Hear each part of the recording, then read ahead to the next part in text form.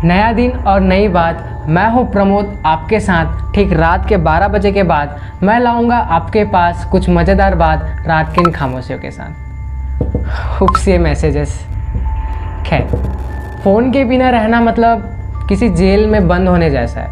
यूँ कहूँ तो उसके बिना टाइम पास होता भी नहीं।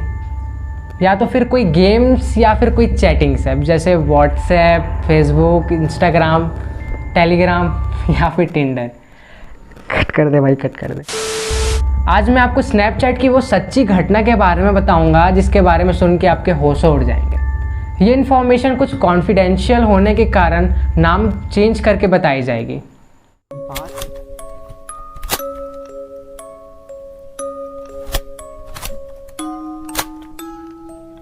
बात है आज से लगभग 5 साल पहले, जो कि अमेरिका के अलास्का के एक छोटे से कस्बे की है। समय है समर वेकेशन की, जब सभी बच्चे बोर हो रहे थे। जियान और डेविड दोनों अच्छे दोस्त थे।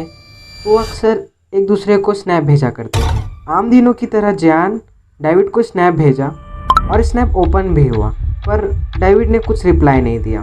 थोड़ी देर इंतज़ार करने के बाद जियान डेविड को फिर से एक स्नैप भेजता है, पर अब की बार स्नैप ओपन नहीं हुआ।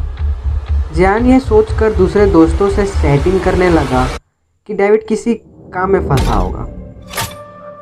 दूसरे दोस्तों से बात करते करते बिजली की रफ्तार से यह बात फैली कि डेविड का फ़ोन कल शाम से ही गुम हो गया था। जब जियान ने यह बात सुना तो उसके रोंगटे खड़े हो गए, क्योंकि वो स्नैप उसके फ़ोन में डिलीवर होकर ओपन हो रहे थे। यह बात को गौर करते हुए जियान तुरंत डेविड के घर गया और उससे बात करके यह कंफर्म हो गया था कि सच में उसकी फ़ोन कल शाम को खो गई।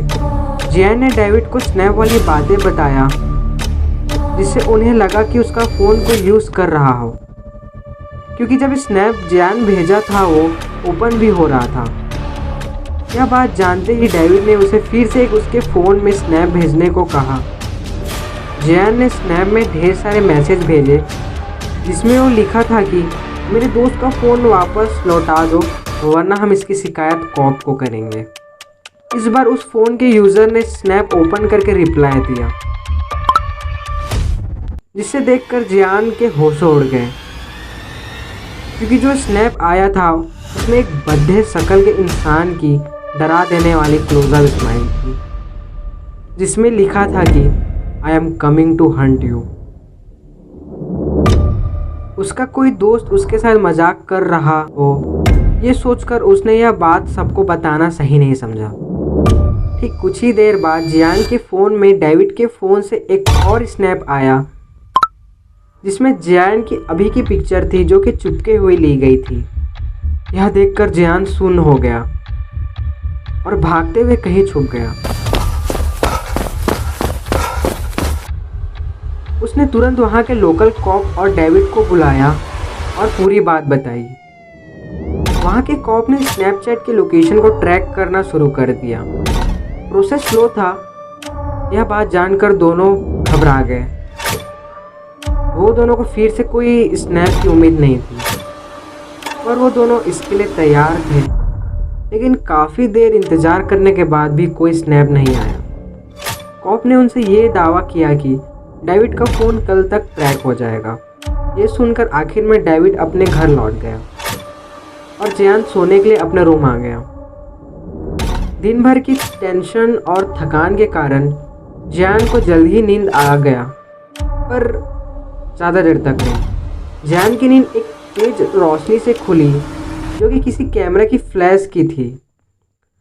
रोशनी की दर्द भरी आंखों से जियान ने एक परछाई सी देखी।